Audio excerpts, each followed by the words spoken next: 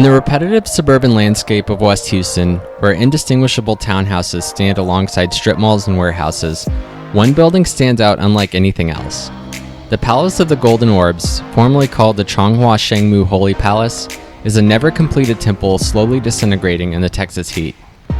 Let's explore the grand ambition and ultimate shortcoming of what could have been the weirdest religious space in Houston.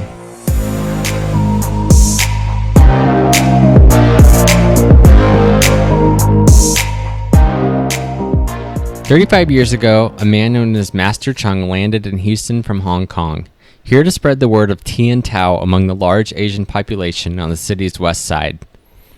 Tien, already a worldwide religion at that time and founded by Master Chong, has its roots in Buddhism but also incorporates teachings from Christianity and Islam.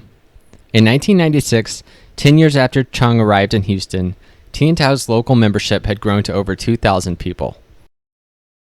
4 miles northwest of Houston's booming New Chinatown, the Tien congregation purchased 11 acres of land on Ashford Point Drive for their new ground-up facility. Ashford Point was, and still is, a half-developed tract of land centered on a grand boulevard with a walking trail tunneling under median crossings.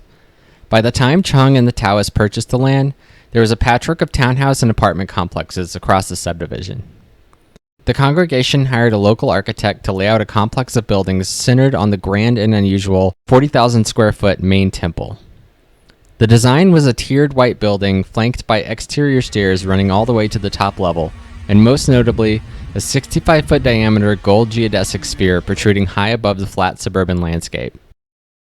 In 1999, as construction was well underway on the $6 million building, the Tien community was hit by 2 events that would unwind the grand ambitions of the Ashford Point site and leave the temple as it stands today. Firstly, Master Chong passed away and his remains were returned to China for burial. His successor was a woman by the name of Kwai Foon Wong. She returned to Hong Kong for Chong's funeral without securing visa permission from INS, and upon her return to America, was deported, leaving the Texas congregation listless. Construction was halted shortly thereafter, leaving the building sealed in but unfinished inside. Over the nearly 20 years since its abandonment, some signs of wear have appeared across the building. In one location, the exterior soffit on one of the towers has caved in. There were originally 2 smaller gold spheres topping out the towers near the front of the building, now long gone. Despite these signs of wear, it appears structurally sound and seems to have kept the weather out. Peering through the windows here reveals a framed-out but unfinished interior, and though the location has been a place of intrigue for years, I couldn't find any pictures taken inside.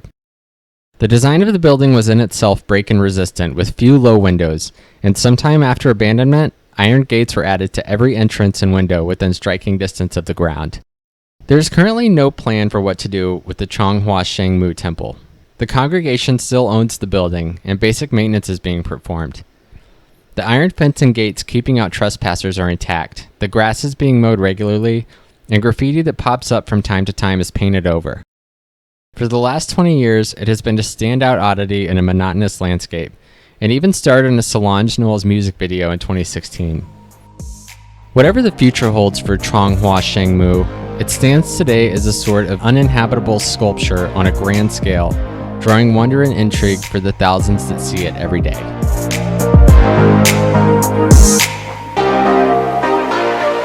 Thanks for joining me on this adventure. Subscribe to the channel and come with me on the next one.